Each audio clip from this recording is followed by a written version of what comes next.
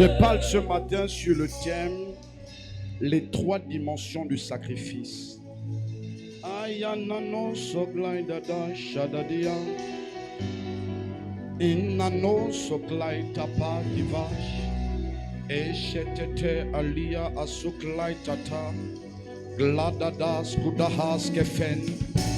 Minda sozo zagada shagadia gade shadada. Si la communication peut nous afficher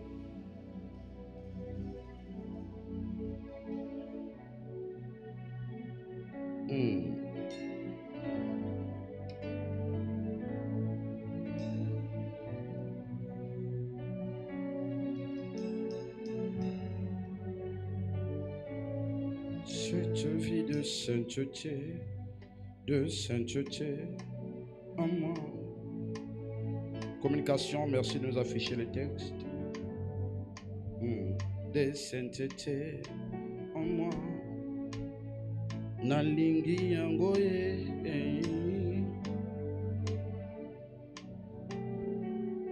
Papa, nalingi yangoye. Nalingi yangoye. Que serait mon histoire si on m'enlevait Jésus? Que serait mon histoire si on m'enlevait Jésus? Si c'était à refaire, moi je choisirais Jésus. Si c'était à refaire, moi je choisirais, oh Jésus. Dis-le comme une prière. Si c'était à refaire, je te choisirais. Oh, oh, Jésus.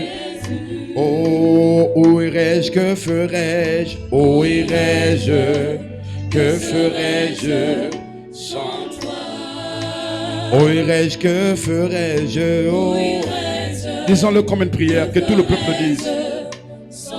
Encore une fois, où irais-je, que ferais-je? Oh, sans toi, que serait mon histoire si on m'enlevait Jésus? Yahweh, que serait mon histoire, Yahweh, si on m'enlevait Jésus? Papa, si c'était à refaire, moi je te choisirais. Hey! Moi je choisirais Jésus. Jésus, si c'était à refaire, moi je choisirais Jésus. Encore une fois, si c'était à refaire, moi je choisirais Jésus. Si c'était à refaire, moi je choisirais Jésus. Oh, que serait mon histoire si on m'enlevait Jésus? Encore une fois, que serait mon histoire si on m'enlevait Jésus? Yahweh, que serait mon histoire si on t'enlevait Jésus? Nous lisons les textes s'ils sont affichés. Waouh! Nous lisons les textes s'ils sont affichés. Waouh! My God! Si la communication nous a affiché les textes, merci de vous asseoir, les chants, que Dieu vous bénisse. Je suis perdu sans toi. Oh, oh. Tu es ma raison de vivre. Oh, sans toi, je suis perdu. Oh, je ne saurais me retrouver loin de toi. Shiloh, permets-moi de t'adorer. Rabouni, je désire t'adorer. Shiloh, en esprit, en vérité, je veux t'adorer du plus profond de mon être ce matin, papa. Je désire t'adorer. Namoni na pena solo, tika kumabela yo. Namoni nanga nyoso na sanjola yo. Tu m'as formé un corps pour faire ta volonté. Shiloh, mon âme bénis l'Éternel ce matin, Jésus. Et mes deux mains levées au ciel, papa, en signe d'adoration. Mon âme bénis mon Jésus ce matin, Yahweh, Yahweh. Et mes deux mains ce matin levées au ciel en signe d'adoration. Transition. Oh mon âme à moi, my God. Mon âme à moi, Jésus. Mon âme, mon âme à moi, mon âme à moi. Oh, ma vie à moi, ma vie à moi, ma vie à moi. Oh, mon âme à moi, mon âme à moi, mon âme à moi. Oh, ma jeunesse, ma jeunesse à moi, ma jeunesse. Oh, Zoé, ce matin, bénis l'Éternel. Yahweh, ma vie à moi. Oh, oh mon Dieu, j'ai besoin de toi. Dis-le comme une prière. Oh mon Dieu, j'ai besoin de toi. J'ai besoin. Oh mon Dieu, oh mon Dieu, j'ai besoin de toi ce matin. Oh mon Dieu, j'ai besoin de toi, Yahweh. Comme une prière, oh mon Dieu. Moi j'ai besoin de toi ce matin.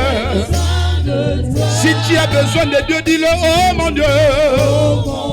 Moi j'ai besoin de toi ce matin. Je ne sais ta situation, mais dis-le, oh mon Dieu. Moi j'ai besoin de toi ce matin. Je ne sais pas ce que tu traverses, dis-le, oh mon Dieu. Moi j'ai besoin de toi ce matin. Dis-le plus fort comme Batimée, oh mon Dieu. Ce matin j'ai besoin de toi ce matin. Batimée criait plus fort, oh mon Dieu. Moi j'ai besoin de toi ce matin. La femme à la paix des sangs criait depuis 12 ans, oh mon Dieu. Seigneur, j'ai besoin de toi ce matin. J'ai besoin de toi, Jésus. J'ai besoin de toi. My God. Seigneur, dans ma famille, Yahweh, oh. J'ai besoin de toi. Hey. Seigneur, dans mes affaires, Yahweh, oh. J'ai besoin de toi. Oh, Seigneur, pour ma marche avec toi, Yahweh, oh. J'ai besoin de toi. Oh, mon Dieu. Oh, mon Dieu. Moi, j'ai besoin de toi. Oh mon Dieu, j'ai besoin de toi. Oh mon âme à moi, que le peuple dise. Mon âme à moi, Jésus. Oh mon âme à moi. Oh mon âme à moi. Oh mon âme. Mon âme à moi, mon âme. Genèse 22, verset 1 à 14. Marc 8, verset 23. Si nous sommes là, nous pouvons faire la lecture rapidement. Genèse 22. Après ces choses, Dieu mit Abraham à l'épreuve et lui dit: Abraham. Et il répondit: me voici. Texte suivant. Dieu dit: prends ton fils, ton unique. Regarde quelqu'un, dis-lui: prends ton fils et ton unique. Plus fort, ton fils et ton unique. Celui que tu aimes, Isaac. Va-t'en au pays de Morija et là offre-le en holocauste sur l'une des montagnes que je te dirai. Texte suivant. Abraham se leva de bon matin, sella son âme, et prit avec lui 2 serviteurs et son fils Isaac. Il fendit du bois pour l'holocauste et partirent pour aller au lieu que Dieu lui avait dit. Texte suivant. Le 3e jour, Abraham, levant les yeux, vit le lieu de loin. Et Abraham dit à ses serviteurs: restez ici avec l'âne. Moi et le jeune homme, nous irons jusque là pour adorer et nous reviendrons auprès de vous. Texte suivant. Abraham prit le bois pour l'holocauste, le chargea sur son fils Isaac et porta dans sa main le feu et le couteau. Et ils marchèrent tous deux ensemble. Texte suivant. Alors Isaac, parlant à Abraham, son père, dit: mon père. Et il répondit: me voici mon fils. Isaac reprit: voici le feu et le bois, mais où est l'agneau pour l'holocauste? Texte suivant. Abraham répondit: mon fils, Dieu se pourvoira lui-même de l'agneau pour l'holocauste. Et ils marchèrent tous les deux ensemble. Lorsqu'ils furent arrivés au lieu que Dieu lui avait dit, Abraham y éleva un autel et rangea le bois. Il lia son fils Isaac et le mit sur l'autel par-dessus le bois. Puis Abraham étendit la main et prit le couteau pour égorger son fils. Texte suivant. Alors l'ange de l'Éternel l'appela des cieux et dit: Abraham, Abraham. Et il répondit: me voici. Texte suivant. L'ange dit: n'avance pas ta main sur l'enfant et ne lui fais rien, car je sais maintenant que tu crains Dieu et que tu ne m'as pas refusé ton fils, ton unique. Abraham leva les yeux et vit derrière lui un bélier retenu dans un buisson par les cornes. Et Abraham alla prendre le bélier et l'offrit en holocauste à la place de son fils. Abraham donna à ce lieu le nom de Jéhovah Jireh. Je crois fermement que le nom de quelqu'un sera changé également ce matin. Ton amen n'est pas conséquent. Jéhovah Jireh, c'est le lieu où Dieu pourvoit. Amen. Jireh veut dire pourvoyeur en d'autres termes. C'est pourquoi l'on dit aujourd'hui à la montagne de l'Éternel, il sera pourvu. L'ange de l'Éternel appela une seconde fois Abraham des cieux. Merci. Livre suivant. Marc 8, verset 23. Il prit l'aveugle par la main et le conduisit hors. Non, prends depuis le verset 20.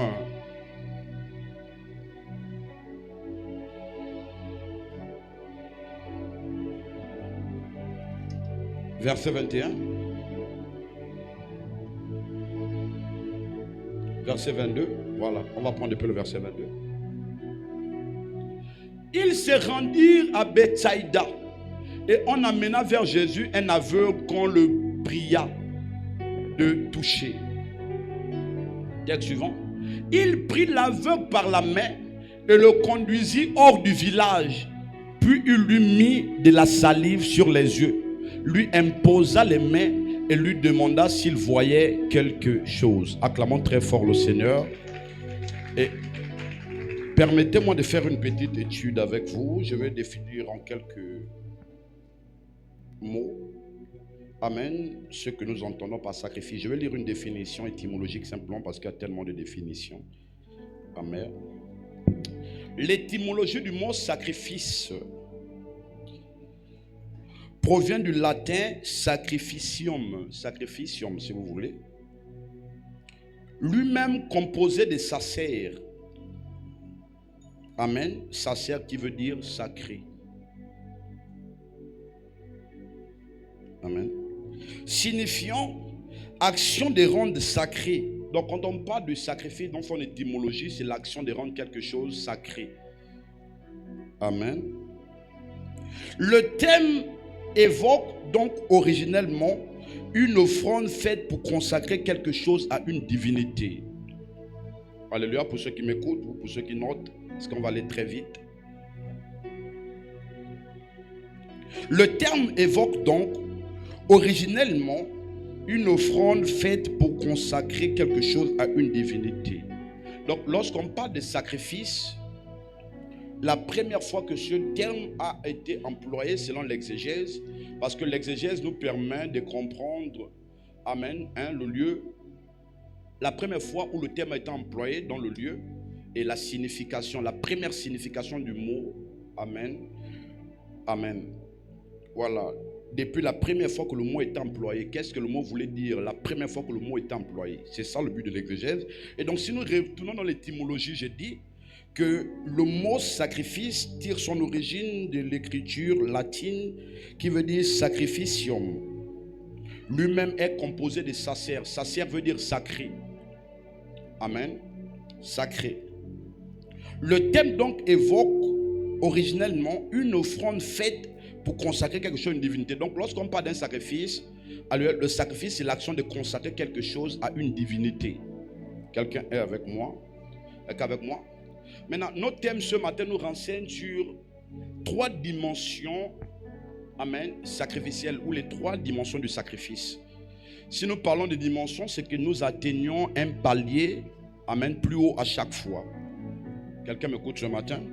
Si nous parlons de dimensions, c'est que nous empruntons, amen, une serre d'ascension. Alléluia.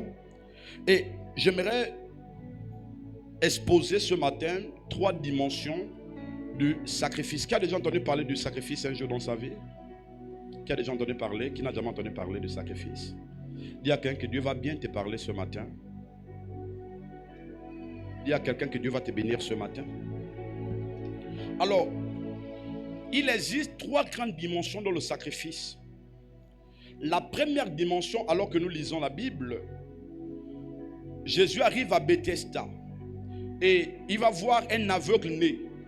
La Bible déclare que les personnes vont venir présenter l'aveugle à Jésus, demandant à ce qu'un simple toucher, amen, puisse faire en sorte que l'usage de sa vue, amen, soit restauré. Mais lorsque l'infirme arrive vers Jésus, vous allez comprendre que la guérison du monsieur préoccupe moins Jésus. Dans la logique, lorsque vous partez voir un médecin, c'est pour vous attendre à une solution, alléluia, venant de ce que vous faites face. Mais Jésus, qui est le médecin par excellence, reçoit cet homme. Et l'un des derniers sujets de Jésus concernant cet homme, c'est la guérison. La première chose que Jésus fait, suivez-moi s'il vous plaît.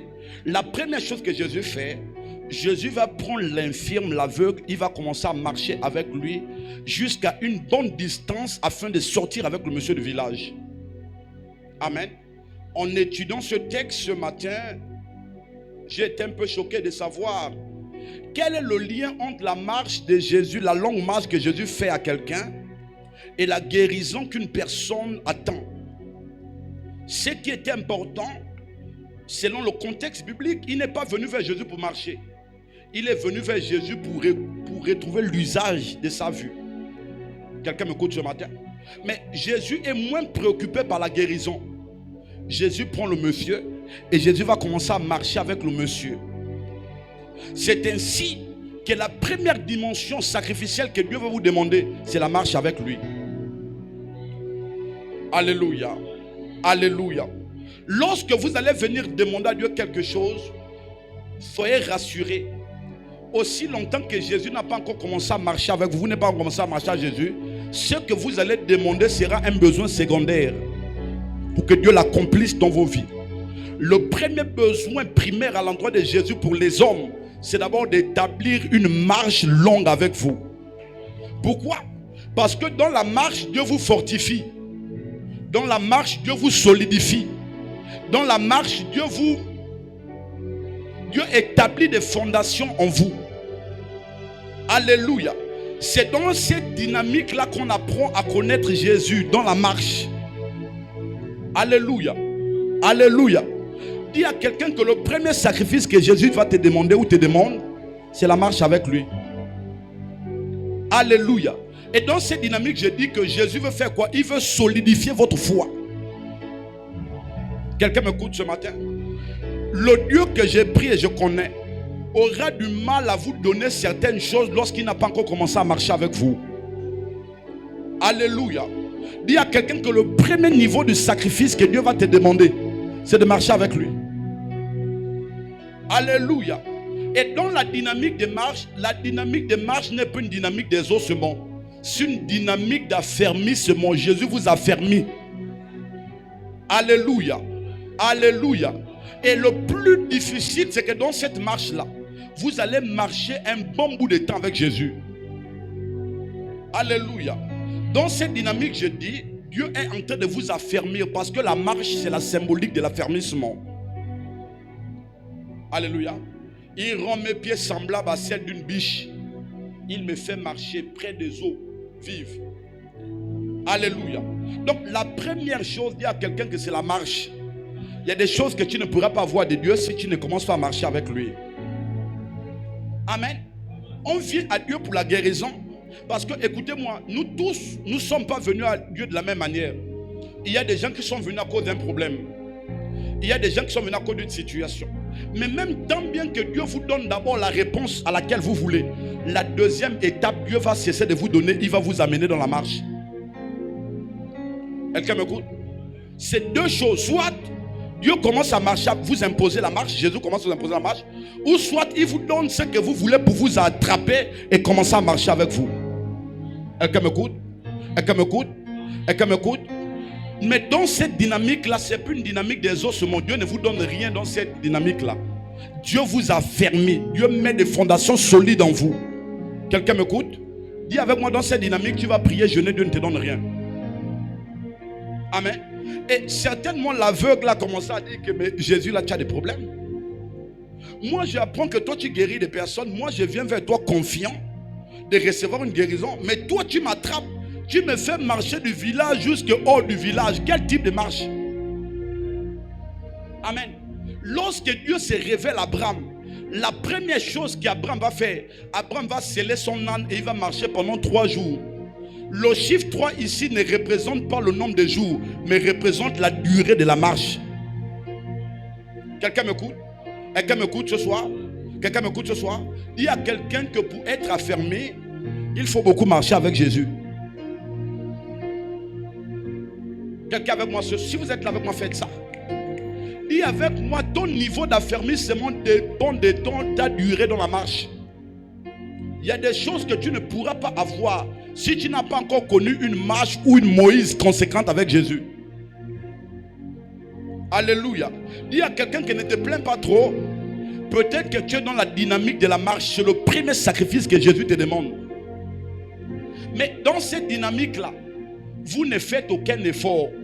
C'est Jésus qui vous attrape à la main pour marcher avec vous. Dans cette dynamique-là, Jésus ne vous demande rien. Il ne veut même pas vous demander d'abandonner votre péché. C'est vous-même intérieurement qui allez sentir un besoin de vous déconnecter de certaines choses. Mais même dans cette marche-là, il y a encore des choses qui vous lient, il y a encore des choses qui vous retiennent, il y a encore des petites choses qui sont en vous. Parce que dans cette dynamique-là, Jésus n'est pas exigeant. Parce que ce n'est pas vous qui le tenez, mais c'est lui qui vous tient par la main. Comme quoi, pour reconnaître que vous êtes encore précoce, vous êtes encore faible, et il ne peut pas vous imposer quoi que ce soit. Il vous attrape et il vous conduit. C'est le premier sacrifice. Quelqu'un m'écoute ce matin? Dis à quelqu'un que je vois Jésus t'attraper ce matin et il va te conduire vers où il veut pour sa seule gloire et pour l'accomplissement du plan de Dieu pour ta destinée. Quelqu'un est avec moi ce matin? Si vous êtes avec moi, faites ça. Donc, je dis que dans cette dynamique-là, Jésus ne va rien vous demander. Voilà pourquoi il y a des chrétiens qui peuvent commencer à marcher avec Jésus, mais il a toujours son petit copain. Jésus ne vous impose rien dans cette dynamique. Et moi, je vous fais ce petit témoignage. Lorsque j'ai reçu Jésus et que j'ai commencé même à marcher avec Jésus, je ne vous cache pas, hein, j'allais dans les bars, mais juste que je ne prenais pas l'alcool. Amen. Au fond de moi, je me disais que ce n'était pas un péché. Dis avec moi-même, aller dans le bar, c'est un péché. Dis-lui que tu boives ou que tu ne boives pas, c'est un péché. Arrête d'être le seul évangéliste qui évangélise dans les snacks, dans les bars. Ce n'est pas la mission de Dieu. Alléluia. Il y a des prophètes comme ça. J'avais un jeune prophète comme ça à Franceville. Chaque samedi, la manière qu'il s'habille. Oh non, il va à l'évangélisation. Donc toi, l'évangélisation, que toi, ton seul terrain, c'est dans les snacks. Et le pire, c'est que chaque 5 heures, il était toujours dans une brouette. À la fin, ce n'est pas lui qui évangélisait. C'est le snack qui l'évangélisait. Il y a des gens comme ça, oh, je vais aller évangéliser les prostituées à lui. Tu as reçu le mandat. Tu as reçu le mandat d'évangéliser les prostituées. Va. L'évangélisation va s'échanger, tu vas voir. Quelqu'un m'écoute? Quelqu'un m'écoute ce matin?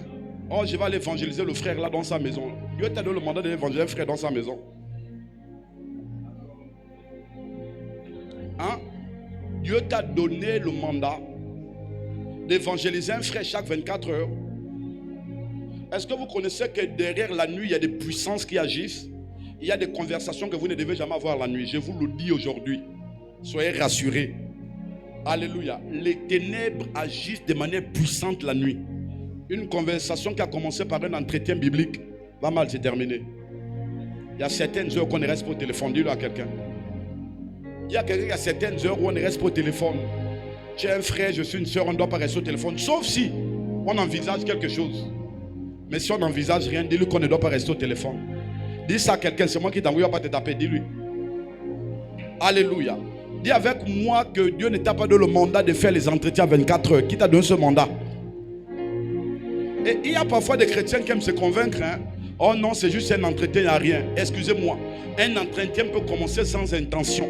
Mais la puissance de la nuit peut faire des choses que cet entretien vire. Ça a commencé l'entretien de la Bible. Oh Jésus. Oh. Acclame très fort le Seigneur. Hein, mon abbé? Je sais que toi tu n'aimes pas dormir la nuit. Mais fais attention. Hein? Il y a des gens qui ont des puissances terribles. La nuit travaille. Tu vas voir, tu commences à parler avec un frère. Le sujet que vous avez commencé, tu sens déjà un autre sujet dans ton cœur. Alléluia. Il faut comprendre que la personne l'a accompagnée d'un pouvoir surnaturel. Coupe l'entretien là. Fais l'entretien le jour. Hein, mon appel, assistant pasteur. Les entretiens d'1 h 24 heures là. Toi-même, tu sais où tu es en train de mettre tes pieds haut. Acclame très fort le Seigneur. Est-ce que l'église est avec moi? Dis à quelqu'un que dans cette première dynamique, c'est la marche. Et dans la marche, Dieu ne vous donne rien. Pourquoi? Parce que c'est un processus d'affermissement. Jésus vous a affermi en marchant avec lui. Et cette marche peut prendre du temps. Cette marche peut prendre plusieurs jours. Mais c'est la marche. La marche, la marche, la marche vers Canaan. Durant cette marche, il y a des blocages. Durant cette marche, Durant cette marche, c'est compliqué. Vous avez l'impression que Dieu... Non, pourquoi? Parce que lorsque Dieu vous a affermi, Dieu n'a pas de sentiments vers vous. Alléluia.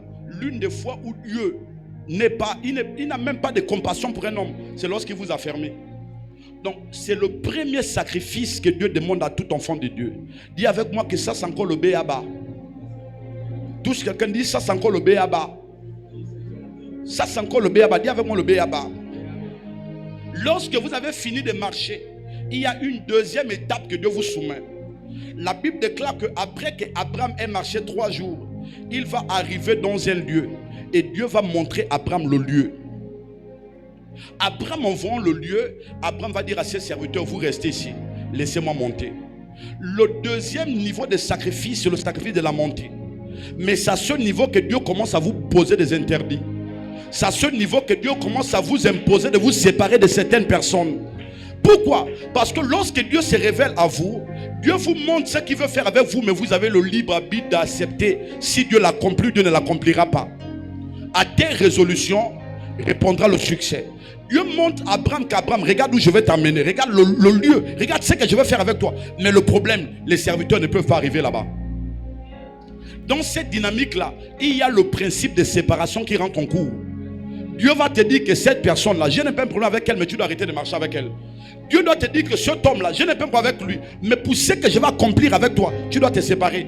Et lorsque un avion est en train de monter, vous allez constater qu'il y a des choses qui vont commencer à rester derrière. Pourquoi? Parce qu'il y a des endroits que Dieu ne peut pas vous faire monter avec certains déchets. C'est le lieu où les déchets restent sous la montagne pour monter. Quelqu'un ne m'écoute pas? Quelqu'un ne m'écoute pas ce matin? Si vous êtes là avec moi, faites ça. Et c'est dans cette dynamique-là que Dieu commence à vous poser des interdits. Dieu te dit que dans cette dynamique-là, tu ne dois pas manger chaque vendredi. C'est la montée. C'est le deuxième service que Dieu vous demande. Dieu te dit que dans cette dynamique-là, chaque lundi, tu ne dois pas manger. Dieu te dit que dans cette dynamique-là, tu ne dois plus suivre la télé. Dieu te dit que dans cette dynamique-là, tu ne dois plus faire certaines choses. Pourquoi? C'est parce que Dieu commence à vous poser les interdits. Parce qu'on ne peut pas monter sans interdit. L'église avec moi ce matin. Touche quelqu'un, dit qu'on ne peut pas monter sans interdit. Chaque montée émane du respect des interdits. Alléluia. Est-ce que l'église est avec moi ce matin? Touche ton voisin, dérange son protocole. Dis-lui que tu ne peux pas avoir une ascension avec Dieu si tu ne respectes pas les interdits. Il y a des interdits dans cette dynamique-là. Pourquoi? Dieu estime que les serviteurs ne doivent pas aller plus haut. Il y a un niveau où les serviteurs s'arrêtent. Il y a un niveau où nous-mêmes on doit arriver. L'église est avec moi? L'église est avec moi? Dans cette deuxième dynamique-là, Dieu commence à être rigoureux avec vous. Il y a des choses que Dieu ne doit pas tolérer. Amen. Alléluia. Dans cette dynamique-là, vous n'entendez plus Dieu. Sinon, Dieu ne marche plus avec vous. Mais c'est vous qui devez marcher seul. En vous séparant de certaines personnes. Abraham dit au sacrificateur que où je vais aller là-bas, vous ne pouvez pas arriver. Vous devez rester ici-bas. Alléluia. Est-ce que tu sais qu'il y a des endroits où ton ami ne doit pas arriver? Il y a des endroits où ta copine ne doit pas arriver. Mais il y a des endroits où toi-même tu dois arriver. L'église m'écoute ce soir? Est-ce que l'église du Seigneur m'écoute ce soir? Bon, ce matin, ce soir, hein, c'est à vous de décider. Alléluia. Mais sinon, ce soir, c'est bon. Amen. Alléluia. Donc, Abraham va apercevoir le lieu. Dans cette dynamique-là, vous n'entendez plus Dieu, mais Dieu commence à vous montrer des choses. Dieu commence à vous montrer où il veut aller avec vous. Dieu commence à vous montrer le type d'homme qu'il veut faire de vous. Le type de femme qu'il veut faire de vous. Mais il y a des interdits qui commencent là. Quelqu'un m'écoute? Quelqu'un m'écoute? Dis avec moi que si Dieu te dit le type d'homme que tu dois devenir, sans te poser des interdits, ce n'est pas le Dieu que je prie. Alléluia. Dis à quelqu'un qu'il n'y a pas d'ascension sans interdit. Ça n'existe pas. Alléluia. Dans la première dynamique, Dieu ne vous a rien dit. Mais dans la deuxième dynamique, Dieu vous impose certaines situations. Dieu vous impose certaines choses. Alléluia. Alléluia. Lorsque j'ai connu Jésus, moi je suis quelqu'un d'abord de nature, je suis très amical. J'avais tellement d'amis, parce que vous voyez, je suis tellement connu, je suis amical de nature. Mais lorsque j'ai connu Jésus, même les personnes les plus proches de moi, des amis inséparables, j'avais des amis, j'avais un de mes frères là, il s'appelait Ridge aussi, le fils de l'un des professeurs à Franceville. Il s'appelait Ridge. On était tellement collés, même quand on jouait au football, on était dans le même poste. On portait les mêmes habits, on portait les mêmes chaussures. J'avais des frères, on était tellement proches. Mais Dieu m'a dit, où je vais t'amener là, tu ne peux plus marcher avec ces gens de personnes. Quelqu'un m'écoute? Quelqu'un m'écoute ce matin? Où je vais t'amener là, tu ne peux plus marcher avec ce genre de personnes. Et ce n'était pas facile, c'était difficile. Mais c'était pour mon bien. Parce qu'il y a certaines séparations qui ne sont pas faciles, mais c'est pour votre bien. Quelqu'un m'écoute? Il y a des séparations qui ne sont pas faciles, mais dis à quelqu'un que c'est pour ton bien. Alléluia. Lorsque Dieu te fait mal, ce n'est pas dans le but de te détruire, c'est dans le but de te construire. Est-ce que l'église est avec moi ce matin? Et je commençais, j'avais tellement d'amis, j'avais tellement de frères, mais vous savez pourquoi? Mais c'est ces frères-là qui me convainquaient toujours d'aller dans le bar, mais juste de prendre le jus. Et j'ai tenté de me convaincre que je ne faisais rien de mauvais. Samedi, je suis à Wenje. Je suis dans mon petit pamplemousse. En réalité, l'Égypte est en train de me rappeler. Et dimanche, je faisais la modération à l'église. En fait, je m'étais mis en moi que je ne bois pas l'alcool, donc ce n'est pas un problème. Voilà où beaucoup de chrétiens se séduisent. Même le fait de mettre pied dans un bar, déjà, c'est un jugement. Même si on ne boit pas, c'est un jugement. Quelqu'un m'écoute? Tu vas être dans un bar sans pécher. Vous ne savez pas qu'on peut même pécher, rien qu'en écoutant quelque chose, on peut pécher. On se souille. Quelle est la musique qu'on met dans le bar là-bas? Quelle est la musique qu'on met? Hein? Oh, j'allume ce que vous connaissez là. Hein? Tu es en train d'écouter, oh, j'allume, oh, quoi, oh, j'allume, tu connais. Tu es en train d'écouter, oh, Ali Baba, si c'est quoi, tu connais. On est sur TikTok et tous on connaît. Ah oui, je suis un TikToker, donc je connais tout ce qui se passe sur TikTok. Vous vivez dans ce monde, mais vous n'appartenez pas à ce monde. Mais excusez-moi, arrêtons d'être hypocrite. Si tu dis que tu es sur TikTok, tu ne connais pas l'oiseau rare, tu mens. Tu mens, arrêtons d'être hypocrite. Arrêtons d'être hypocrite. Tu ne peux pas dire que tu es sur TikTok, tu ne connais pas Eboloko, tu mens. Tu mens, à moins que tu n'es pas sur les réseaux sociaux, sinon tu mens. Même Facebook, tu connais. Qui ne connaît pas l'oiseau rare au Gabon, vous aussi arrêtez. C'est l'hypocrisie des chrétiens. C'est ce qu'on vous reproche. Amen. Amen. Amen. Le fait de connaître ou de dire que je connais, ça n'enlève rien. Ce n'est pas salutaire. Je connais tous les artistes gabonais. Je ne les fréquente pas, mais je les connais. Parce que nous sommes sur les réseaux sociaux. Donc, le même panel qu'ils utilisent là, c'est le même que j'utilise. Quand je vais sur TikTok, il y a les algorithmes qu'on met Gabon. C'est-à-dire que tous ceux qui publient les choses qui sont au Gabon, sont censés, ces choses sont censées arriver vers moi et je les vois.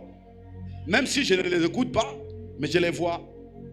Deuxièmement, partout où on passe, là, les TikTok partout, dans les bus, là, vous qui prenez les transports en commun, il y a des TikTok, il y a des chants, vous écoutez. Hein? Ouais, parfois même vous arrivez même à un niveau, même vous sentez que vous rêvez même avec les paroles. Un chant, tu as tellement écouté sur les réseaux sociaux, ça revient déjà en toi. Non, ne soyons pas hypocrites, hein, qu'on se dise la vérité. Même moi là qui suis le pasteur, il m'est arrivé beaucoup de fois là, je me réveille, oh, j'allume mon speed, oh mon Dieu, mon roi. Lève ton pied, dis avec moi, faille, aïe, aïe. Mais on est sur les réseaux sociaux. Hein, monsieur le coordinateur, tu te réveilles comme ça avec un chant, tu sens que, oh Jésus, c'est comment le problème? Tu es obligé de mettre le feu dans les pensées. Seigneur, je mets le sang dans... Oui. Alléluia. Il y a quelqu'un qui arrête d'être hypocrite, arrête l'hypocrisie. Amen. Je suis un jeune pasteur, je suis sur les réseaux sociaux et je suis actif sur TikTok. J'ai des contenus pour ceux qui me suivent, les lives et tout. Donc, les algorithmes parfois là, hein, font en sorte qu'un chien est sorti là. L'artiste qui en vogue en ce moment, c'est qui? Vous connaissez? Voilà. Il ne faut pas être hypocrite. On connaît que non, ils sont au Gabon. On est sur TikTok. Même si ce sont des chants de démons, je ne sais pas qu'on dit dedans, c'est qu'on dit dedans. Mais au moins tu connais. Alléluia. Et je souhaite vous dire que ce sont mes frères là, écoutez-moi. Ils étaient en train de me convaincre qu'on peut aller au bar, mais ce n'est pas un péché. Je vous le dis devant l'autel de Dieu, je suis là. Je faisais la modération, mais j'allais dans le bar sans boire l'alcool. Mais cependant, je voyais des gens qui s'habillaient bizarrement. Parce que l'œil n'a pas de frein. Ce qui est là, tu vas voir. L'oreille là n'a pas. Ce qu'on va parler comme sujet, bon, et quels sont les types de sujets qu'on aborde dans les bars? Quel est le genre de musique qu'on aborde dans le bar? Quel est le type de vêtements? Donc, c'est-à-dire que tu es dans une souillure pas possible en fait.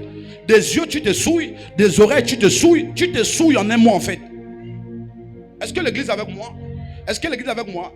Mais j'ai compris que pour arrêter ces choses-là, dépendait de la séparation que Dieu m'imposait. Si je restais avec eux, les mauvaises compagnies corrompent de bonnes mœurs. Alléluia. Et je me rappelle même, la première, excusez-moi, je vous le dis, je vais ouvrir mon cœur avec vous ce matin. Et je vous le dis, qu'il y avait un 31, bon, je n'étais pas encore bien solide. Le pasteur était encore sur l'autel. La manière que les gars m'ont pris la tête, on a abandonné le culte, on est parti dans le bar. Au perroquet vers la France, si vous connaissez le lieu là, on partait là-bas. Amen. Mais j'avais un frère là, l'Esprit du Seigneur m'avait dit, lui là, c'est un incrédule à un point, il faut te séparer de lui. Vous savez, l'incrédulité, ce n'est pas douter de Dieu. Mais être dans l'église sans vouloir changer, c'est une forme d'incrédulité aussi. que tu as à l'église, on te prêche la parole tous les jours. Tu sors, tu refais la même chose. C'est ça la plus grande incrédulité même. Alléluia. Tu es content de la parole. La parole te dit laisse ça. Mais toi tu dis jamais. Tu viens même à l'église par formalisme parce que dans ta tête là, tu sais que quand tu sors là, je vais faire la chose là. Tu es incrédule. Et c'est la plus grande des incrédulités même. Il est facile que la parole touche quelqu'un qui est dehors, qui ne connaît pas Jésus. Mais par contre, quelqu'un qui est dans l'église, qui connaît la parole, est difficile à changer. Alléluia. Et monsieur le président, Dieu m'avait dit que ton malheur vient de lui là. Tu le connais, l'anglophone. Dieu m'avait dit que ton malheur vient de lui là. C'est un frère qu'on a grandi ensemble. J'ai commencé à être... Et même les soirs, parfois il m'appelait et dit que Joe, on a sur Afrique, viens d'abord à sur Afrique. On avait une maman là qui faisait les gâteaux, donc chaque soir. Et quand je partais là-bas, on faisait la moquerie, on embêtait même les gens. Quand je rentrais à la maison, je me sentais mal. Que Seigneur, j'ai encore péché. J'ai dit que je ne vais plus faire la moquerie. Mais tellement on est une atmosphère de moqueur. Même quand tu ne veux pas rentrer après un moment, tu te rends compte juste que tu es rentré. La Bible dit de ne pas résister à la tentation, mais de fuir. On ne résiste pas à l'impudicité. On fait quoi? On fuit. Et le problème, je voulais jouer au spirituel pour résister. Et plusieurs personnes, vous tombez là parce que vous voulez résister. On ne résiste pas, on fuit. Quelqu'un m'écoute ce matin? Quelqu'un m'écoute ce matin? Et j'ai commencé à faire quoi? J'ai commencé à me séparer des gars. Et la preuve, jusqu'à aujourd'hui, ils sont restés dans les alcools. Ils sont restés dans leur vie. Et moi, je suis devenu aujourd'hui pasteur. Amen. Pourquoi? Parce qu'on n'a pas les mêmes destinées. Tant bien qu'on a pu grandir ensemble. Mais il y a un certain moment où nos chemins doivent changer de direction. On ne doit pas emprunter le même chemin. Moi, ce que Dieu m'appelle à accomplir, ce n'est pas ce que Dieu t'appelle à accomplir. Et j'aimerais interpeller l'église ce matin. Regardez. Lorsque vous êtes dans votre temps de visitation, vous ne vivez jamais pour faire plaisir à quelqu'un qui n'est pas dans son temps de visitation. Soyez rassurés. Parce que ce que vous faites pour faire plaisir à la personne qui n'est pas dans son temps de visitation, je ne crois pas qu'en son temps de visitation, il fera de même pour vous.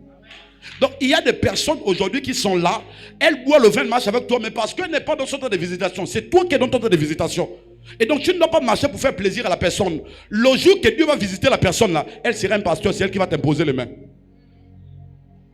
Mais Dieu vous a appelé pas au même moment. Tu as été visité avant l'autre, mais tu buvais le vin pour faire plaisir à la copine. Or, dans le principe, elle buvait parce qu'elle n'était pas encore affranchie. Vous connaîtrez la vérité et la vérité vous affranchira. Elle n'était pas encore affranchie. Mais toi, tu étais affranchi, mais tu buvais l'alcool. Quand Dieu va la visiter, elle ne te fera pas de cadeaux. Elle va se convertir. J'ai vu quelque chose sur TikTok, Facebook. J'ai vu une publication, il y a un homme qui écrit que toi qui nous amenais dans les bars tous les jours, aujourd'hui tu es devenu pasteur. On refuse, on va venir te prendre, nous tous on va revenir dans les bars. C'est toi qui nous amène, même la vie d'alcool là, on l'a connue à cause de toi. Mais aujourd'hui, toi tu es devenu pasteur et nous sommes toujours restés. Il n'y a pas de cela. Toi-même aussi, tu dois revenir dans l'alcool. Il y a quelqu'un qui est à visitation. Ce n'est pas la visitation de ma soeur. Si ta soeur blague encore, toi tu n'as pas blagué. Vous n'êtes pas dans le même temps de visitation. Et donc, dans cette deuxième dynamique là, je disais, Dieu va vous demander d'abandonner certaines choses. Pourquoi? Dieu vous montre le type d'homme que vous êtes appelé à devenir. Dieu vous montre le type de femme que vous êtes appelé à devenir. Mais Dieu vous dit que pour aller là-bas, les serviteurs doivent rester. Dans cette dynamique-là, Dieu ne vous parle plus, mais Dieu vous fait voir des choses. Dans la deuxième dimension, vous n'écoutez plus Dieu, mais vous voyez le plan de Dieu pour votre destinée. Et Dieu vous dit que dans cette dynamique-là, tu dois te séparer des serviteurs. C'est vrai que tu as une forte communion avec les serviteurs. C'est vrai que vous êtes devenus familiers. Vous êtes familiarisés. Mais ils ne peuvent pas aller là-bas. Tu dois les laisser ici. Amen. Amen. Quelqu'un m'écoute ce matin? Quelqu'un m'écoute ce matin? Regarde la copine, dis à la copine, est-ce que tu sais qu'il est possible que le futur puisse nous séparer?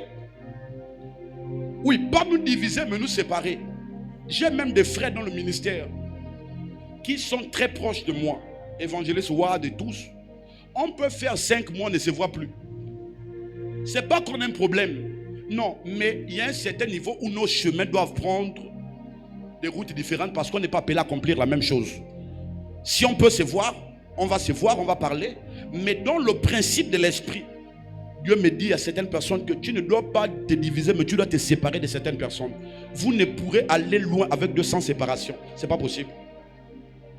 Amen. Amen. Amen. Les serviteurs doivent rester ici. Les serviteurs peuvent représenter quoi? Les serviteurs peuvent représenter ce petit péché que tu caresses depuis. Ça peut représenter les serviteurs. Dieu te dit que ça doit rester en bas. Ça ne peut pas aller en haut. Alléluia. Même lorsque l'avion décolle, je le disais, vous allez constater qu'il y a des choses qui restent lorsque l'avion est en ascension. Il y a des choses qui restent. Alléluia. La fusée, comme dit Monsieur le Président, lorsque l'avion est en ascension, vous allez voir, il y a des choses qui restent. Alléluia. Pourquoi? Parce que le principe de l'ascension, c'est faire tomber certaines choses. Vous ne pouvez pas aller dans les hauteurs avec les serviteurs. Les serviteurs n'ont pas droit d'aller où vous êtes censé aller. Vous devez les laisser quelque part. Et les serviteurs peuvent représenter quoi? Ça peut représenter l'amour d'argent que tu as. Le serviteur peut représenter quoi? Ça peut représenter le copain qui te fait sortir toujours de la présence de Dieu.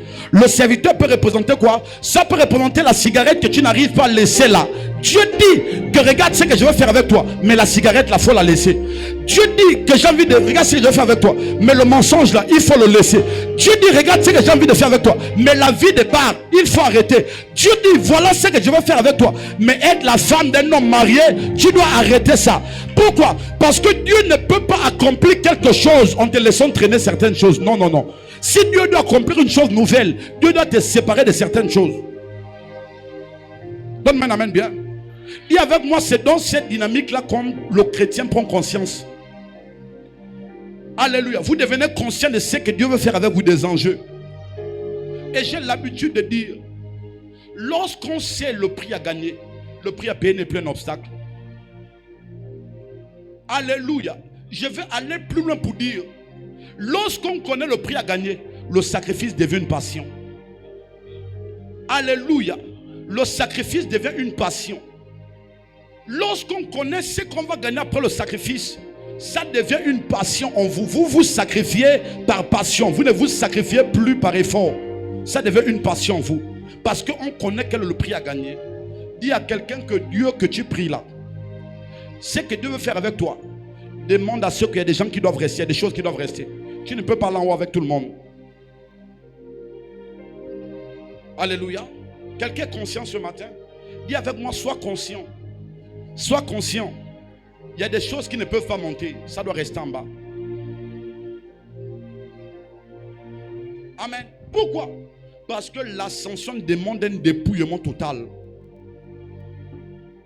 L'église du Seigneur m'écoute ce soir. Touche quelqu'un, dit l'ascension demande un dépouillement total. Plus fort, l'ascension demande un dépouillement total. Il faut te dépouiller de certaines choses. Alléluia. Maintenant, Abraham a le choix, ou toi tu as le choix ce matin, de laisser les serviteurs et d'aller au lieu où Dieu t'attend, ou de rester avec les serviteurs et ne pas accomplir ce que Dieu veut que tu accomplisses. Tu as le choix. Si tu te sépares de ces serviteurs ou cette chose-là, tu vas arriver où Dieu t'attend. Mais si tu refuses de te séparer, tu n'arriveras pas où Dieu t'attend. Il est avantageux pour toi de te séparer parce que Dieu t'attend quelque part.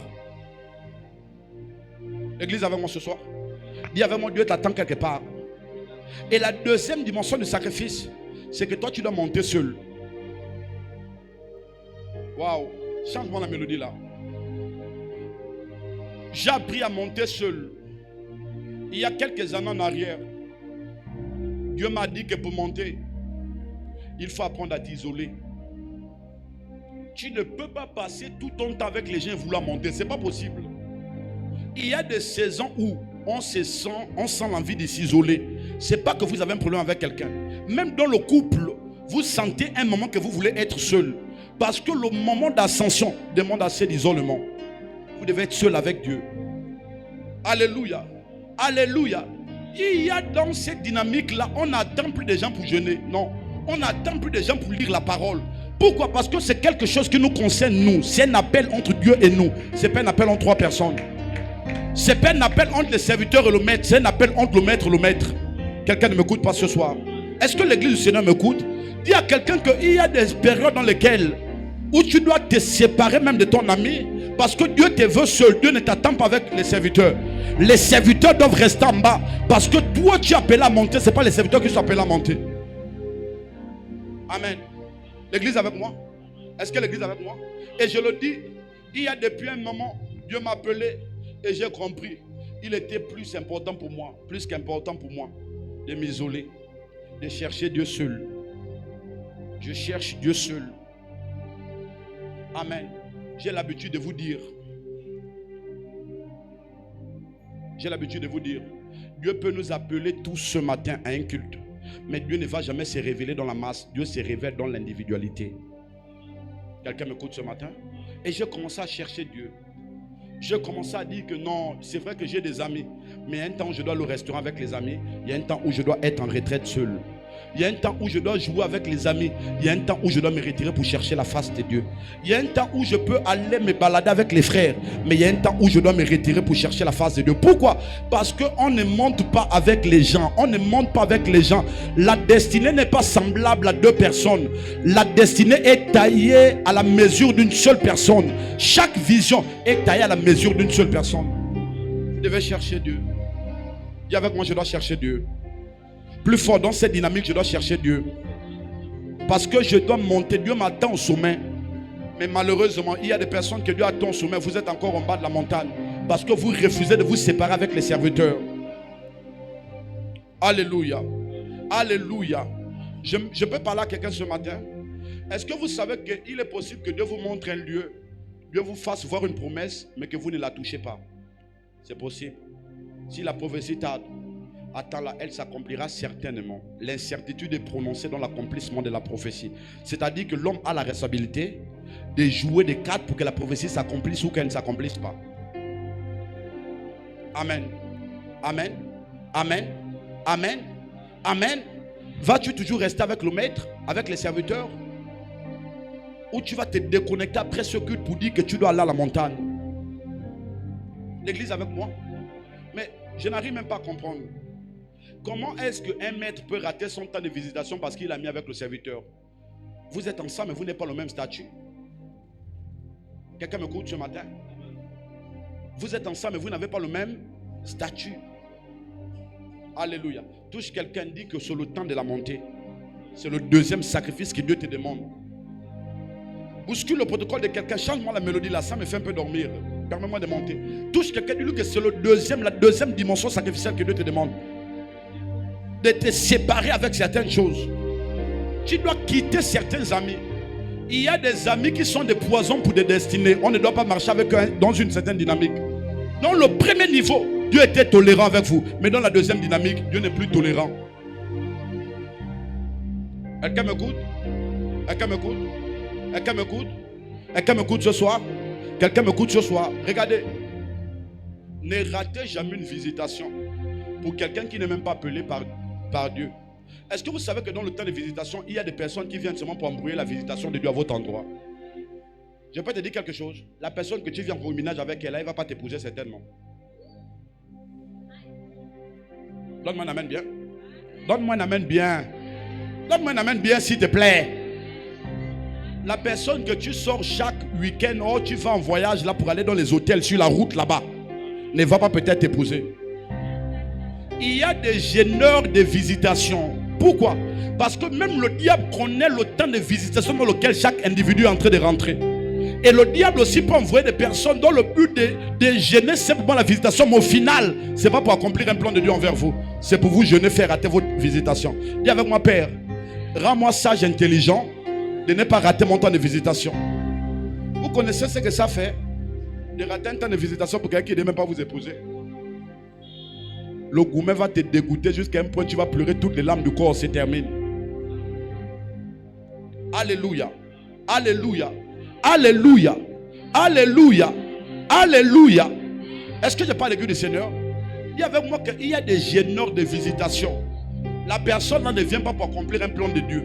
Elle veut gêner simplement la visitation divine de Dieu à ton nom. La visitation divine à ton endroit. Et je le disais, église du Seigneur, peuple de Dieu, j'ai appris à me séparer.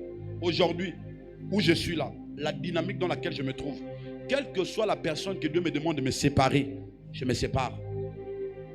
Sans remords. Regardez. Je suis tellement dépendant de Dieu à un point que je n'ai plus parfois, je me dis que je n'ai plus de sentiments parfois. Alléluia. Parce qu'il n'y a pas accomplissement de destinée dans les sentiments. Ça n'existe pas. Vous voulez accomplir la destinée, ne soyez pas sentimentaliste. Il y a des gens, tu es là, petit truc, tu commences à pleurer. Petit truc, quand je vais abandonner. Papa, abandonne, c'est ta vie, on s'en fout. C'est ta vie, oh, abandonne. Moi, on n'est pas dedans. Oh, pasteur, tu m'appelles, oh, pasteur, c'est chaud. Là, je sens que non, je vais tout lâcher. Papa, c'est chaud partout. Prends ta marche, marche. C'est chaud partout. Alléluia. Il ne faut pas penser que moi aussi, je ne suis pas fatigué. Hein. Moi aussi, je suis bien fatigué. Hein. Il y a des moments où j'ai envie d'abandonner. Maintenant, toi, tu viens pleurer avec quelqu'un qui veut aussi abandonner vous deux. C'est chaud partout. Réponds tes âmes, marchons nous deux. Alléluia. Et je ne vais pas marcher avec toi, tu vas marcher seul parce que tu as mon fardeau, tu as ton fardeau. Il y a quelqu'un que c'est chaud partout. Si tu vas abandonner, abandonne, mais c'est chaud partout. Est-ce que l'église du Seigneur m'écoute ce soir? Oh, je suis fatigué, pas passer partout, il n'y a pas que toi. Descends, descends, continue à marcher. C'est chaud partout. Et j'ai appris à me séparer. Et même dans le ministère, je dépends tellement de Dieu que je ne peux pas retenir quelqu'un. Si tu estimes que sur le temps de Dieu, j'ai pris pour toi, tu pars. On reste ensemble. Pourquoi? Parce que la séparation, c'est parfois pour ton bien, toi. Il y a des gens que vous pensez être importants dans votre destinée, mais ce sont eux-mêmes les blocages de votre ascension. Alléluia. Il y a des gens qu'il faut pas pleurer pour des gens qui prennent la décision de quitter votre vie. Hein? C'est les choses des enfants. Regardez, j'ai appris avec le temps que quel que soit le bien que vous ferez à quelqu'un, quel que soit le mal que vous ferez à quelqu'un, quelqu'un ne quitte pas votre vie à cause du bien que vous lui faites ou à cause du mal. Il a simplement décidé de partir. Donc on ne peut pas retenir quelqu'un dans notre vie par le bien qu'on fait. Papa, sois la femme la plus belle au monde. Sois la femme qui donne beaucoup d'argent à un homme là-bas. Sois l'homme qui donne beaucoup d'argent. Ce n'est pas l'argent là qui va retenir la personne dans ta vie. Si la personne décide de partir, c'est une décision, c'est un choix. Ne pensez pas que c'est parce que tu es là, tu brûles tes intérêts avec un homme qui va rester. C'est faux. Ne pense pas que c'est en faisant un enfant avec un homme qui va rester. C'est faux. Partir, c'est un choix. Dis avec moi, c'est un choix. Dis avec moi, c'est un choix. Alléluia. Et j'ai appris à me séparer, Église du Seigneur. Sans remords, je dis. J'ai appris à me séparer. Sans remords. Alléluia. Pourquoi? Parce que les hommes qui veulent accomplir des grandes destinées doivent avoir un moral forgé. Doivent avoir un moral. Et j'ai compris pourquoi Dieu n'utilise pas beaucoup de femmes. Parce que les femmes sont beaucoup sentimentalistes. Oui. Les femmes ont trop des émotions. Elles sont trop émotives. Il y a des choses pour lesquelles une femme pleure. Tu dis que mais toi tu pleures quoi là vraiment? Il y a quoi à pleurer? Une femme, voilà pourquoi les femmes, votre plus grand ennemi dans l'onction, ce sont vos émotions, vos sentiments. Amen. Les femmes sont très fragiles. Oh non, tu m'as blessé. Papa, dans le ministère, on t'a dit qu'on a pitié de blesser les gens. Le ministère, c'est à la guerre comme à la guerre. Hein? On se blesse, on se blesse. Quelqu'un doit mourir, c'est sûr. Hein? Et le diable connaît même le cœur de certaines personnes. Il sait que toi, pour t'atteindre, là, c'est ton cœur. Tu es tout le temps en train de te plaindre. Oh, on m'a blessé. Oh, la soeur m'a parlé comme ça. Et puis quoi? Et puis quoi? Vous savez les manières que nous, on nous a parlé? Vous pensez qu'on est là parce que tout le monde nous respecte? Moi, j'ai un de mes fils ici. Que je vais taire son nom. Que j'ai pris. Non. Jusqu'à me dire devant PDG qui va me porter main. PDG là. Mais c'est que vous n'arrivez pas à comprendre. Hein? Dieu nous a vraiment changé. Sinon, il y a des gens que même une... Attends, vous pensez que parce qu'on est pasteur, que nous là et tout, hein? Parfois, l'Égypte peut te rappeler, tu sens que non et tout. Hein? J'étais d'abord un sportif, j'ai 1m98. Donc, quand tu viens vers moi pour me dire que non, tu veux te mesurer à moi, il faut d'abord me regarder tata et tout et moi. Je vais te... Non, faut pas... Regarde-moi, j'ai dit Seigneur Jésus. Jusqu'à venir devant moi dire qu'il va me gifler. J'ai dit, oh Jésus, tu m'as vraiment changé. J'allais te mettre une gifle là que tu allais tomber. Non. J'ai dit, Jésus, tu m'as changé. Oh Seigneur Jésus, j'ai dit que le titre. Et avec les gens, j'étais obligé seulement de regarder comme ça. Oh non, je vais et tout. Jusqu'à venir devant moi me pointer le doigt. Devant mon PDG. J'ai dit, Jésus-Christ de Nazareth, tu m'as changé. Non, mais je ne fais pas envoyer PDG et tout et autres. D'abord, PDG n'est pas mon renfort, c'est moi qui suis le renfort de PDG. Acclame très fort le Seigneur d'abord. Amen.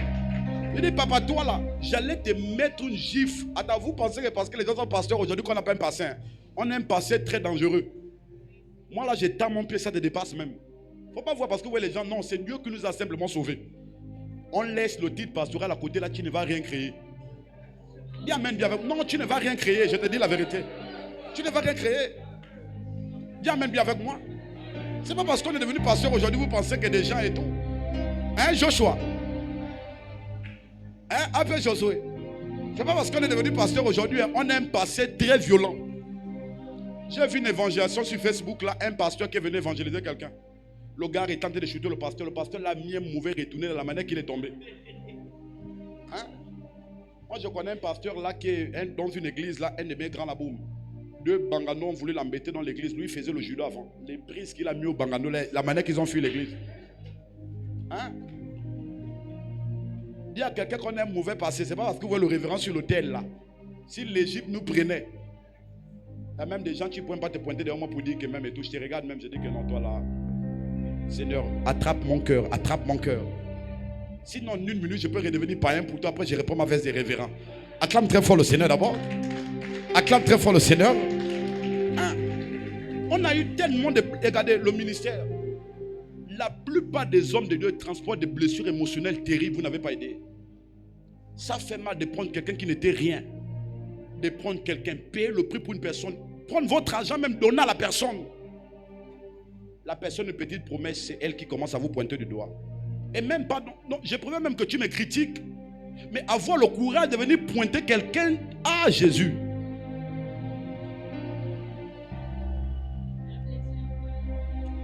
Jésus est bon.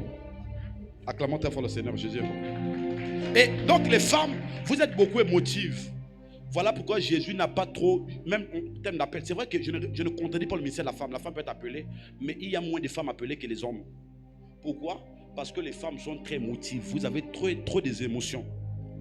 Il y a des choses dans le ministère où on ne doit pas s'attarder sur ça. Et j'ai pris cette grandeur d'esprit. Il y a des choses auxquelles je ne peux pas répondre. Vous ne me verrez jamais sur les réseaux sociaux aller me discuter avec quelqu'un. Non, ça c'est un jeu des enfants. J'ai pris de la grandeur. Pourquoi? Parce que j'ai appris à forger mes émotions. Je ne suis pas émotif. Alléluia. Je vais rester là parler sur un sujet. Mais une femme, elle va rester là pour parler sur quelque chose d'inutile. Maman, le ministère, ce sont les émotions. Il faut forger tes émotions. Il faut avoir un moral fort.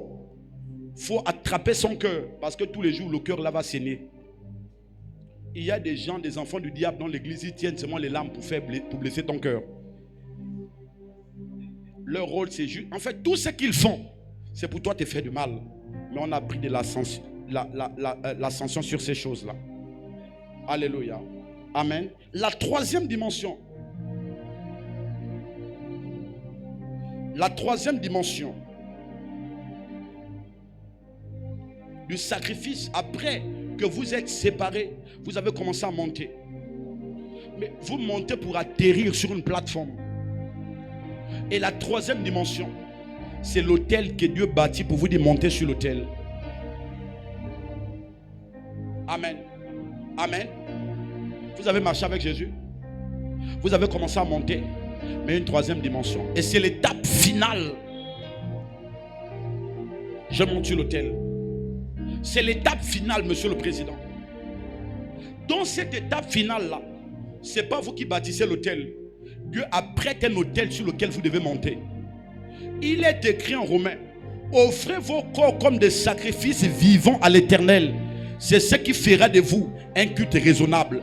Dans cette dynamique-là, vous n'avez pas deux options. La seule option, c'est s'abandonner sur l'autel. Pourquoi? Parce que tout ce qui monte sur l'autel est consumé. Aïe, aïe, aïe, aïe. Tout ce qui va sur l'autel est consumé. Donc lorsque vous êtes un homme et que vous montez sur l'autel, vous êtes consumé. Vous ne vous appartenez plus, mais vous appartenez à Dieu. Donc le rôle de l'autel, c'est de tuer quelque chose en vous. Aucune personne ne va sur l'autel et ne ressort vivant. Le rôle de l'autel, c'est de vous tuer. Dans cette dynamique-là, c'est vous qui devez monter sur l'autel. Alléluia. Lorsque Isaac pose la question à Abraham, que où est le sacrifice pour l'Holocauste? Abraham dit à Dieu, à son fils que Dieu va se pouvoir. Mais Abraham savait qu'aujourd'hui là, c'est plus quelque chose qu'on doit offrir, c'est toi qui dois monter sur l'autel. Quelqu'un m'écoute ce soir? Est-ce que l'église du Seigneur m'écoute ce matin? Est-ce que l'église est avec moi ce matin? Dans cette troisième dynamique là, on devient un sacrifice vivant, agréable et saint pour Dieu. On est désormais sur l'autel. Notre vie, c'est une vie d'autel. Notre vie ne nous appartient plus. Pourquoi? Parce que le rôle de l'autel, c'est de tuer tout ce qui est vivant en vous. Alléluia. Et j'ai compris pourquoi on doit tuer tout ce qui est vivant. Parce que les vivants ne servent pas Dieu. Ce sont les morts qui sont utilisés par Dieu. Lorsque vous êtes vivant, vous avez les raisonnements. Lorsque vous êtes vivant, vous n'êtes pas... Est-ce qu'il parle à quelqu'un? Lorsque vous êtes vivant, vous n'êtes pas sensible. Mais vous avez vu un mort, les morts ne bougent pas. Le mort, lorsqu'on lui dit va à gauche, il va à gauche. Le mort, lorsqu'on dit va à droite, il va à droite. Le mort, lorsqu'on dit va évangéliser, il va évangéliser. Le mort, lorsqu'on lui dit faire des prières, il vient prier. Parce que le mort n'impose pas le mouvement, le mort suit le chemin qu'on impose. Abraham arrive sur le lieu. Après la montée, il est monté pendant plusieurs temps, il est fatigué. Lorsqu'il termine la pente de la montée, Dieu lui dit, je monte sur l'autel. Dieu lui dit que tu dois monter sur l'autel. Tu m'as trop donné des choses. Mais la première dimension que je te demande dans cette dynamique-là, tu dois monter sur l'autel. Où votre vie n'est plus pour vous. Vous devenez une bénédiction pour la multitude. Est-ce que je parle à quelqu'un? Est-ce que je parle à quelqu'un? Est-ce que je parle à quelqu'un? Maintenant, j'ai compris quelque chose. Dans la spiritualité, les sacrifices que vous faites peuvent définir votre niveau de conscience ou de maturité. On jauge la maturité d'un homme lorsqu'il commence à faire des sacrifices qui restent cachés entre Dieu et lui. C'est un signe de maturité. La maturité ou la conscience, c'est des sacrifices qui restent entre Dieu et vous que personne ne sache. La maturité dans la vie de prière, c'est le temps de prière où personne ne sait qu'on prie. Alléluia. Priez devant les gens, vous ne faites rien d'extraordinaire. La vraie maturité, c'est lorsque vous avez le temps de prière et que ce temps de prière reste entre Dieu et vous. C'est lorsque vous faites des sacrifices, mais ces sacrifices-là restent entre Dieu et vous. Dans cette dynamique-là, Dieu dit que vous m'avez trop donné. Dieu dit que j'ai marché avec toi. Dieu dit que je t'ai fait monter. Dans cette dynamique-là, regardez, l'autel est là. Et j'ai compris une chose, regardez. Regardez. Lorsque Dieu vous amène dans cette dynamique-là, vous n'avez pas deux chemins. Il n'y a pas deux options. Vous voyez? Parfois, vous pouvez compenser la prière par l'adoration. Vous pouvez compenser l'adoration par la louange. Mais vous ne pourrez jamais compenser le sacrifice par quelque chose. Quand il y a le sacrifice, il n'y a pas une autre option. C'est de monter sur l'autel. Est-ce que je parle à l'église du Seigneur ce soir? Dans cette dynamique-là, tu es sur l'autel. Tu deviens un sacrifice vivant. Tu deviens un sacrifice agréable. Pourquoi? Parce que Dieu ne peut pas commencer à te donner les nations si tu ne sacrifies pas d'abord Isaac. Est-ce que l'église du Seigneur m'écoute ce soir? Est-ce que l'église est avec moi? Est-ce que l'église est avec moi? Et Abraham avait certainement mal. Mais Abraham a compris qu'il était important de mettre la chose la plus importante sur l'autel. Il y a des personnes, vous êtes là. Dieu te demande de sacrifier cette chose. Tu as mal. Mais le problème, Dieu ne peut pas soumettre des choses à toi si tu n'acceptes de monter sur l'autel. Dans cette dynamique-là, on monte sur l'autel en pleurant. Je monte sur l'autel. Je suis un sacrifice. Brise-moi. Et... plus vous avancez vers l'autel, vous réalisez. Est-ce que je parle à quelqu'un? Je monte sur l'autel. Je suis un sacrifice. Brise-moi et je veux te ressembler. Certainement Isaac a commencé à chanter. Je monte sur l'autel. Parce qu'il n'y avait pas deux options. Il y a un autel que Dieu a dressé pour toi. Mais Dieu te dit que pour avoir ce que je vais te donner là, il faut monter sur l'autel. Parce que j'ai envie de te tuer. Tu es trop vivant. Ah, je parle à quelqu'un. Est-ce que je parle à quelqu'un ce matin? Lorsque vous partez sur l'autel, en réalité, c'est pour vous tuer. Lorsque Isaac va sur l'autel, en réalité, Isaac a commencé à mourir. Dieu ne peut pas utiliser un vivant. Dieu ne peut pas utiliser un vivant. Est-ce que l'église du Seigneur m'écoute ce soir? Est-ce que l'église du Seigneur m'écoute ce soir? Le plus grand sacrifice, c'est pas de donner le matériel, c'est de s'offrir en sacrifice. Il est facile de donner le matériel que de se donner. Est-ce que je parle à quelqu'un ce soir? Est-ce que je parle à l'église du Seigneur ce matin? Dans cette dynamique-là, Dieu dit, monsieur, madame, montez sur l'autel. En montant sur l'autel, ma jeunesse va passer. Il faut monter sur l'autel. En montant sur l'autel, je vais abandonner les sorties avec les copines. Oui, il faut monter sur l'autel. En montant sur l'autel, je vais abandonner le copain avec qui je suis. Oui, il faut monter sur l'autel. Pourquoi? Parce que Dieu ne peut pas commencer à vous utiliser sans vous tuer. Est-ce que je parle à quelqu'un? Est-ce que je parle à quelqu'un ce matin? Est-ce que l'église du Seigneur m'écoute ce matin? Dans cette troisième dimension, c'est après cette dimension que Dieu commence à faire des choses avec vous. Dans la première dimension, Dieu ne vous utilise pas encore. Dans la deuxième dimension, Dieu est sur le point de vous utiliser. Mais dans la troisième dimension, les promesses que Dieu vous a faites s'accomplissent.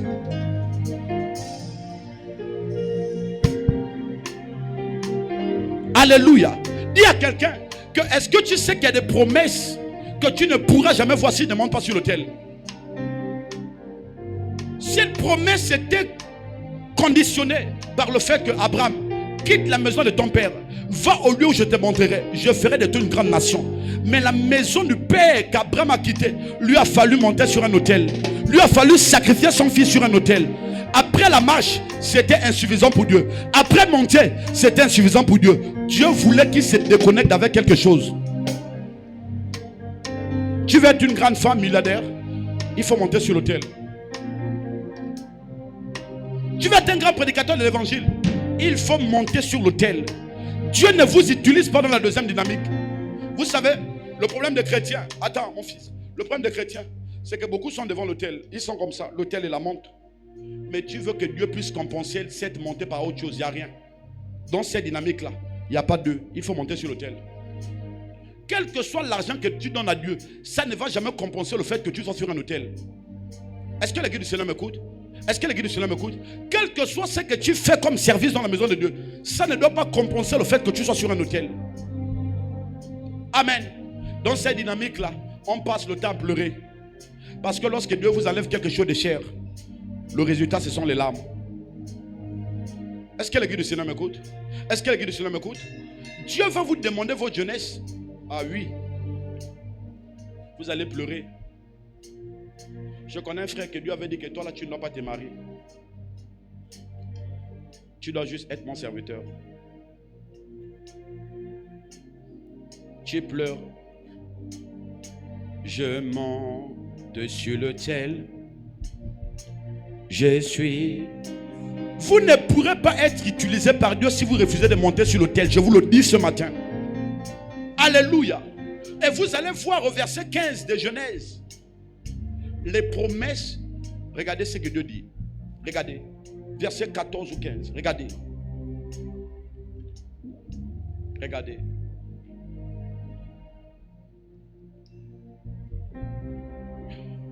Verset 14. Abraham donna à ce lieu le nom de Jéhovah Jireh. C'est pourquoi l'on dit aujourd'hui à la montagne de l'Éternel, il sera pourvu. Je peux vous dire une vérité. Dieu ne pourvoira jamais, ou ne sera jamais le pouvoir de votre vie si vous n'acceptez pas de monter sur un autel. Alléluia. Est-ce que vous savez que refuser de monter sur l'autel, c'est avoir une inconscience ou ne pas croire à la provision divine? Amen. Tu sais pourquoi tu refuses de monter sur l'autel pour être la femme d'un homme marié? C'est parce que tu ne crois pas que Dieu peut s'occuper de toi sans cet homme. Tu sais pourquoi tu fais le compromis que les femmes doivent donner l'argent à l'église? C'est parce que tu ne crois même pas que Dieu là, il peut s'occuper de son œuvre. Tu sais pourquoi tu ne veux pas quitter cette relation-là? C'est parce que tu ne crois pas à la provision. Mais lorsque tu es sur l'autel, Dieu est responsable désormais de ta vie. Dieu se montre pourvoyeur pour toi. Il est ta provision désormais. Quelqu'un ne m'écoute pas ce matin. Dis à quelqu'un qui quitte dans la chose que tu quittes, la monte sur l'autel. Dieu peut te nourrir, il peut te donner plus d'argent que cet homme-là te donne. Est-ce que je parle à quelqu'un ce matin? Dieu peut faire avec toi plus que ce que cette femme fait avec toi. L'église ne m'écoute pas. Amen. Écoutez-moi, je l'ai dit à quelqu'un hier.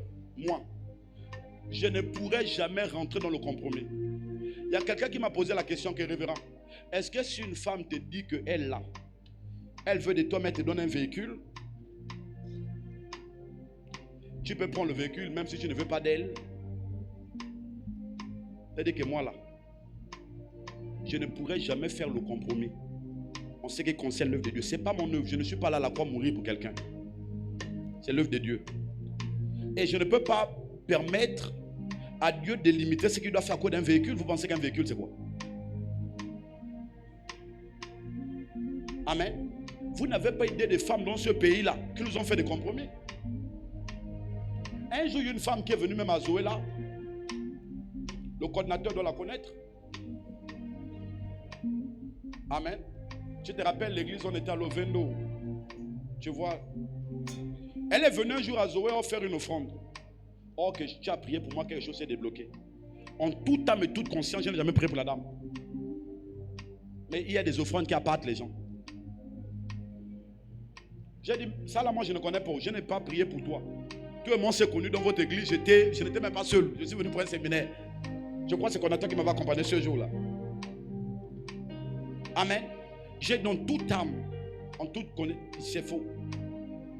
Mais il y a des gens parfois qui font les offrandes, ce n'est pas Dieu. Ils veulent se faire remarquer. Alléluia. Alléluia. Et ça, je dis à tous les hommes qui sont appelés au ministère. Il y a des offrandes qui tuent l'onction. Il y a des offrandes que la lèpre tombe sur vous. Géasi. Il faut demander, Géasi va vous dire. Moi, j'ai des enfants ici. Je refuse d'aller chez les gens. Toi, tu peux pas prier chez les gens que même moi, je n'ai pas. Juste pourquoi? Pour l'offrande. Quand la malédiction va tomber sur toi, tu vas comprendre. Alléluia. Alléluia. Je ne ferai jamais le compromis. Je bâtirai mon église. L'église appartient à Jésus. Regardez, je vais vous dire une vérité, même si ça vous frustre. Il faut que je vous le dise. Même s'il advient que tout ce monde parte, qu'il reste une seule personne, tant que c'est l'église de Jésus, elle ne fermera jamais. Je dis que tant que ça reste l'église de Jésus, elle ne fermera jamais. Amen. Amen. Amen. Amen. Parce que lorsque vous êtes sur l'autel, Dieu devient votre pourvoyeur. Amen. Vous perdez quelque chose pour en avoir une plus grande chose. L'église avec moi ce matin. L'église avec moi ce matin. Et Dieu ne peut pas commencer à travailler avec vous, monsieur le président, si dans cette dynamique-là, vous ne vous donnez pas. En ce niveau-là, vous n'avez plus d'autre option. C'est de monter sur l'autel.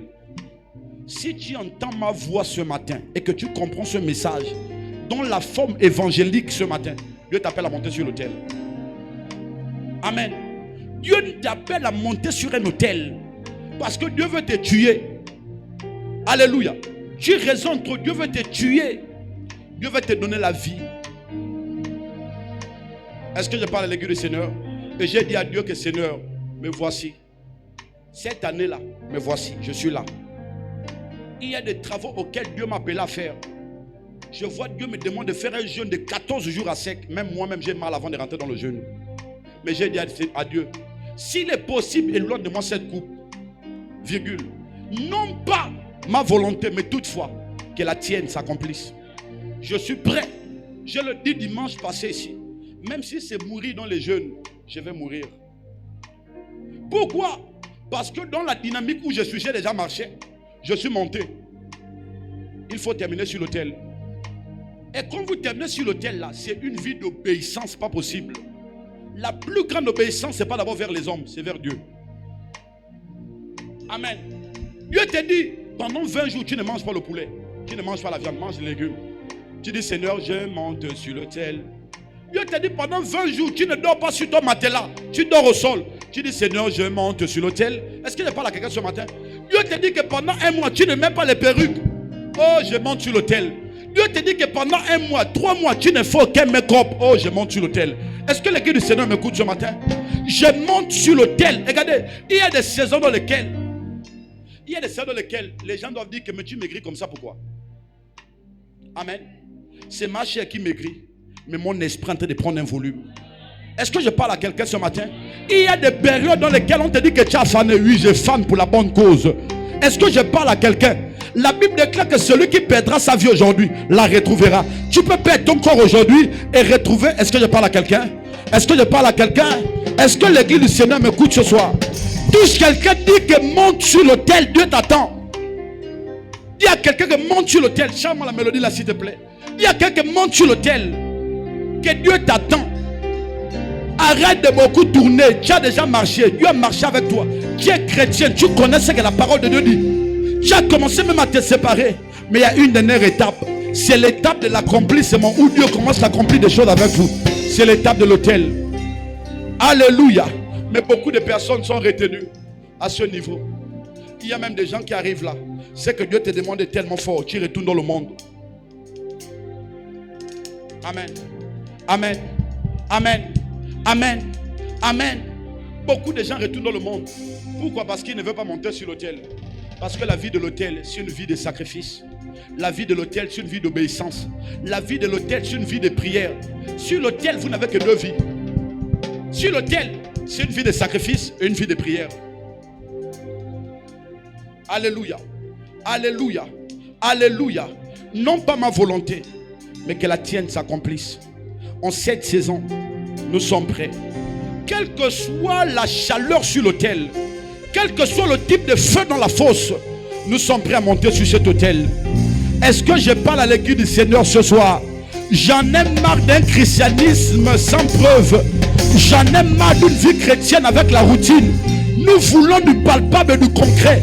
Mais pour atteindre cette dimension-là, chacun doit porter sa croix. La Bible déclare que qui veut me suivre renonce à sa vie et se charge de porter sa croix. Il y a des dimensions dans la vie chrétienne où ta vie ne t'importe plus. Tu portes ta croix, tu tombes, tu te relèves. L'essentiel, c'est d'atteindre la destination. La croix peut être lourde, mais j'ai choisi de la porter. La croix peut être lourde, j'ai choisi de la porter. J'ai choisi de la porter.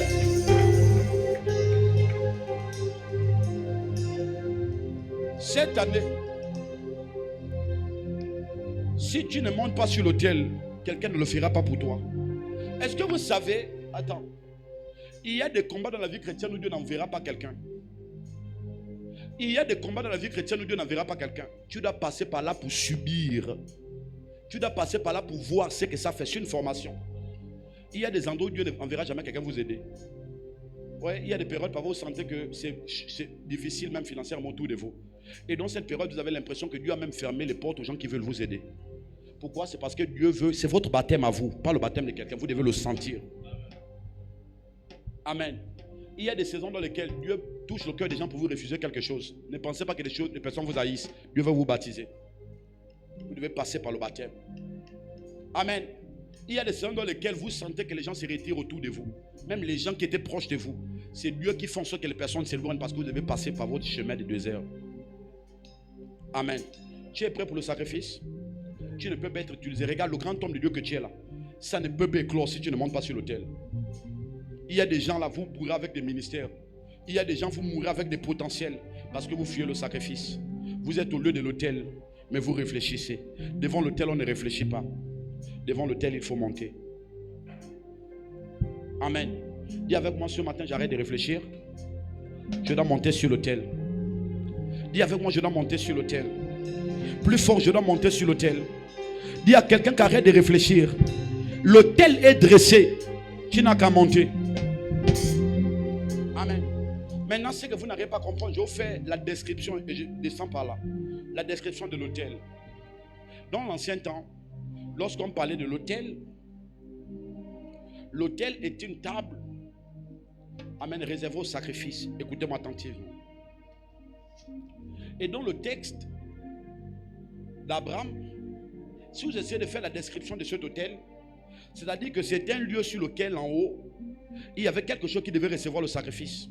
Mais en bas, il y avait un feu pour brûler le sacrifice. Est-ce que l'église du Seigneur m'écoute? Est-ce que l'église du Seigneur m'écoute? Est-ce que l'église du Seigneur m'écoute? Je suis en train de dire, lorsque Abraham a pris l'agneau, disons que c'est cela l'agneau, il a mis le bélier sur l'autel. Ce n'était pas tout.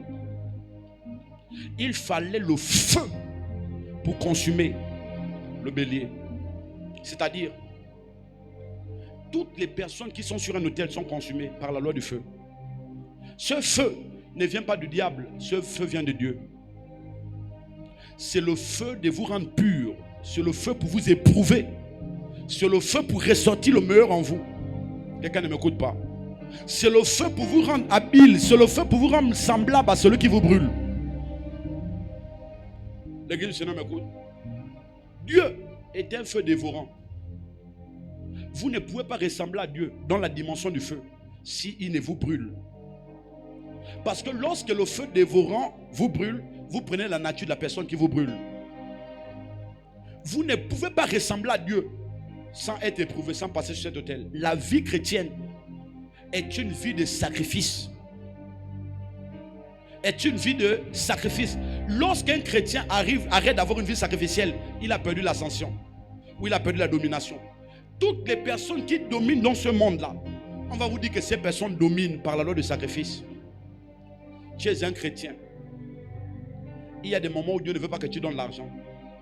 Ton corps est plus important que l'argent que tu donnes à l'église. Quelqu'un me écoute ce soir? Tu es un chrétien, donner les dîmes c'est une bonne chose. Mais il y a des dimensions dans lesquelles Dieu en a marre de tes dîmes. Dieu veut t'utiliser toi-même.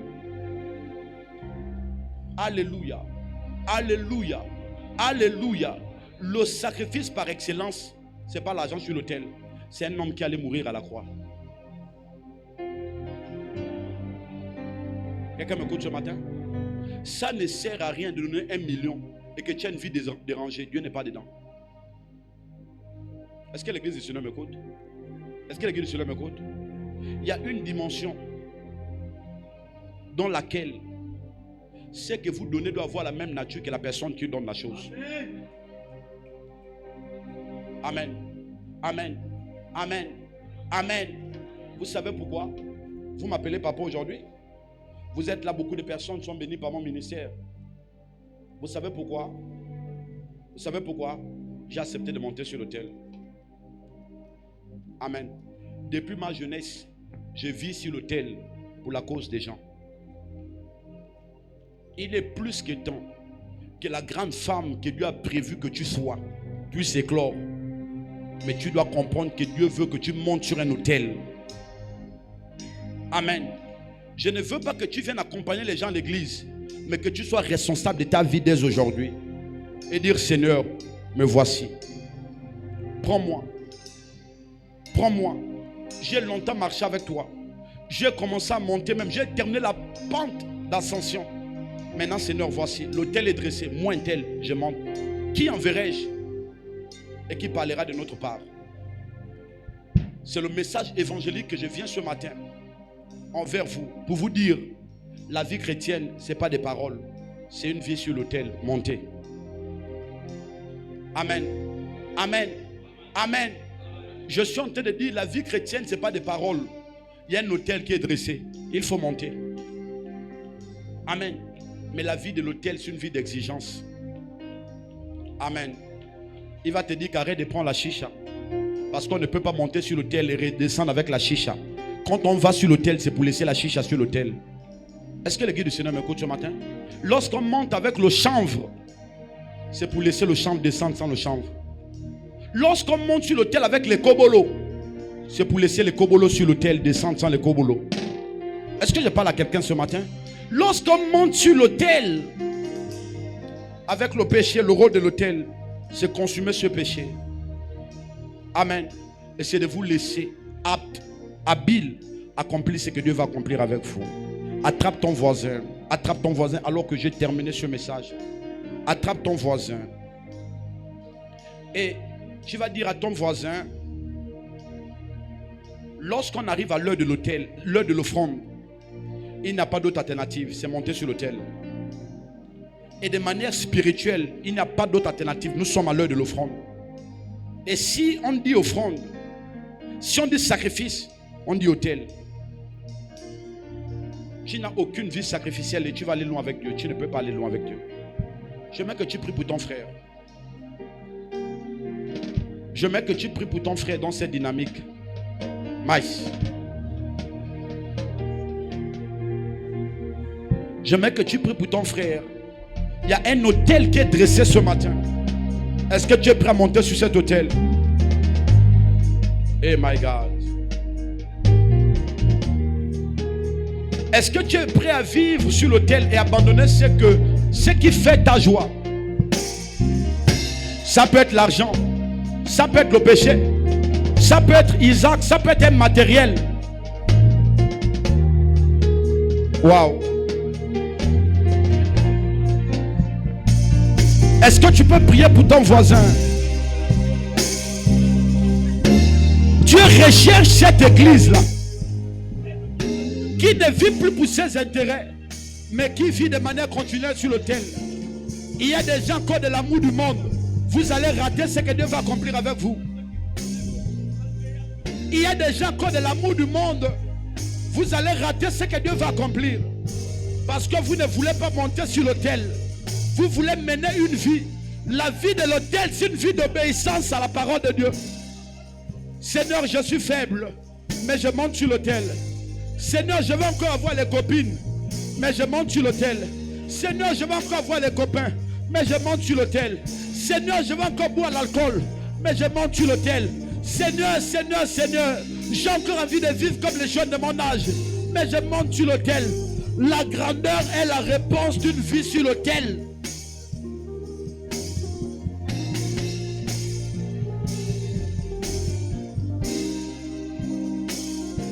Tu pries avec ton voisin.